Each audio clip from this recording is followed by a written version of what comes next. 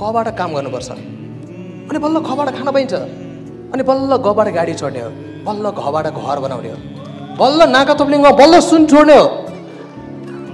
बल्ल चबाट चौतारीमा छबाट छरछिमेकीको कुरा जबाट जनताको कुरा सबै कुरा स्टेप सिक्दै गएपछि बल्ल मान्छे ज्ञबाट ज्ञानी हुन्छ तर यहाँ त हामी तर यहाँ चलन के छ भन्दा जन्मिने बित्तिकै बाबुआमाले मेरो बाबु ज्ञानी भनिदिने अनि उसले सोच्छ साँच्चै कि म ज्ञानी हो सबभन्दा पहिला बाबुआमाकै कुरा सुन्न छोड्छ उसले बाबुआमा बिगारै मान्छे अनि अब ऊ आउँछ उल्टो सुरुमा आफूसँग भएको सुनहरू बेच्छ भएको घर पनि बेच्छ साथीभाइले देखाउने केटीलाई देखाउनु उसले गाडी किन्छ अनि रक्सी मासु हुक्का खान जान्छ पैसा पुग्दैन बल्ल जान्छ काम गर्न लाइफ त उल्टो भयो त्यही भएर हिन्दीमा एउटा डायलग छ जिन्दगी झन्ड बा फिर भी घमण्ड बा यही हो